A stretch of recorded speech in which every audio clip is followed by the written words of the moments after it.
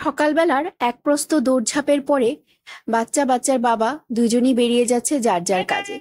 বাচ্চাকে স্কুলে দিয়ে হাজবেন্ড চলে যাবে ওর ডিউটিতে। আর আমার সকালবেলা তাড়াহুড়োর এখানেই ছিল এন্ডিং। সকালবেলাটা আমার অনেকটা তাড়াহুড়োর মধ্যে কাটে, ওরা চলে গেলে পরে কিছুটা সময় আমি খালি পাই। আজকে যে সময়টা আমি খালি পেয়েছি সেই সময়টাতে ভাবলাম সামনে গিয়ে একটা গাছের খোঁজ করি। এই যে দেখতে পাচ্ছ তোমরা বেল গাছটা, এই বেল গাছটা যে কবে এসে কখন এখানে কে লাগিয়েছে আমি কিছুই জানি না। কিন্তু শ্রাবণ মাসে বেলপাতা পাচ্ছিলাম না দেখে অনেক কান্নাকাটি করছিলাম মহাদেবের সামনে গিয়ে, যে একটা বেলপাতা পাচ্ছি না, আর বাজারেও যেতে পারছি না, তোমাকে বেলপাতা ছাড়া কি করে পুজো দিই। হঠাৎ করে দেখি এই গাছটা এখানে। কে লাগিয়েছে, কোথা থেকে এসছে, নিজে নিজে হয়েছে কিনা কিছুই জানি না, কিন্তু বেল গাছটা দেখো ভালোই হয়েছে, অনেক পাতা। আর এদিকটা দেখো পুরো জঙ্গলে ভরে গেছে। আর এই যে কারি পাতা গাছটা, জানি না এটার পাতাগুলোর কি হয়েছে, কেমন যেন লাল লাল হয়ে যাচ্ছে। কিন্তু এই কারি পাতা দিয়ে কিন্তু আমি প্রায়ই আলু ভাজার মধ্যেও কিছু দিয়ে দিই, বা ডালের মধ্যেও দিয়ে দিই। আমার হাজবেন্ড কিন্তু কারি পাতা স্মেলটা খেতে ভালোই বাসে, কারণ জীবনের অনেকটা সময় সে তামিলনাড়ুতে, সাউথে এসব খেয়েই কিন্তু কাটিয়েছে, সাম্বার রাইস খেয়ে। ওরা চলে যাওয়ার পরে আমি চলে এলাম এবার রান্নাঘরের দিকে। কি রান্না করব সেটাই মনে মনে ভাবছিলাম, যে আজকে কি রান্না করা যায়। ভাবতে ভাবতে ভাবলাম যে মেয়ে স্কুল থেকে আসার আগে আমার একটু কাজও আছে, সেটার জন্য বেরোতেও হবে।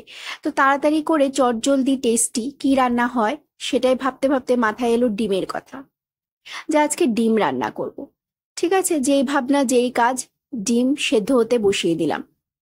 যদিও ডিম সেদ্ধর থেকে ডিম অমলেট করে খাওয়াটাই আমার বেশি ভালো লাগে, কিন্তু আমার হাজবেন্ড ডিম সেদ্ধটা বেশি পছন্দ করে।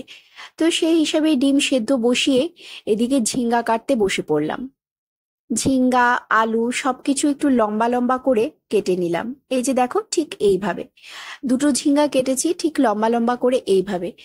আমার বড় মেয়ে রিসেন্টলি ঝিঙ্গা খেতে খুব ভালোবাসছে দেখছি, তাই ঝিঙ্গাটা আমি এখন প্রত্যেক তরকারিতে একটু দেওয়ার চেষ্টা করি, কারণ ভেজিটেবল ও খায় না বললেই চলে, তার মধ্যে আবার ঝিঙ্গা খেতে পছন্দ করছে, তাই আমি এখন ঝিঙ্গাটা ওকে একটু খেতে দিচ্ছি বেশি করে।